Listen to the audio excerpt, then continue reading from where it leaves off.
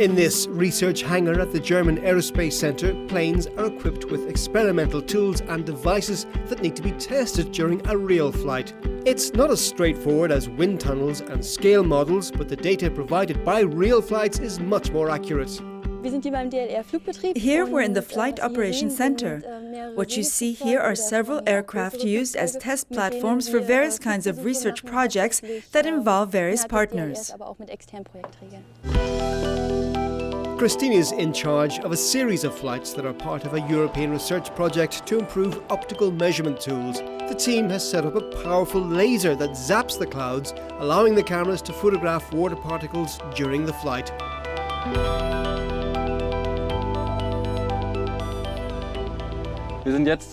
Here we're in a plane, and on my right side you can see a laser which creates a light sheet parallel to the aircraft during the flight. Here you can see two cameras. They're set in a stereo configuration, watching the flow of cloud particles illuminated by this laser. And the third camera measures the size of the particles.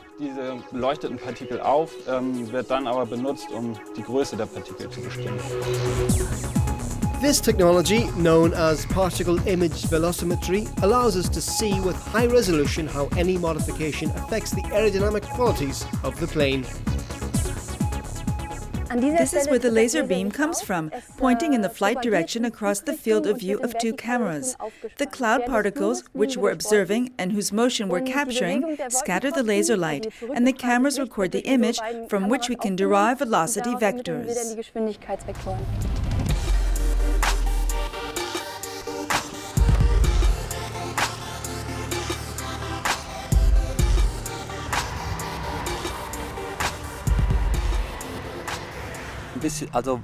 For this flight, we need clouds to cover a large area rather consistently.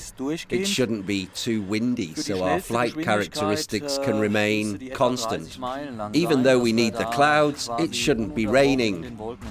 Too much moisture isn't good for the sensors, so tonight it's going to be a bit difficult to find the perfect spot in the sky. We're going to search for some time.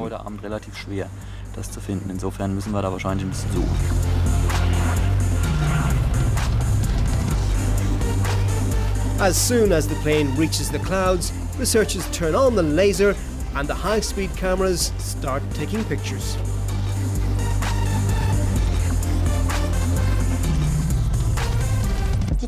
The tiny white particles here are actually the cloud droplets we're seeing with our cameras aboard the aircraft.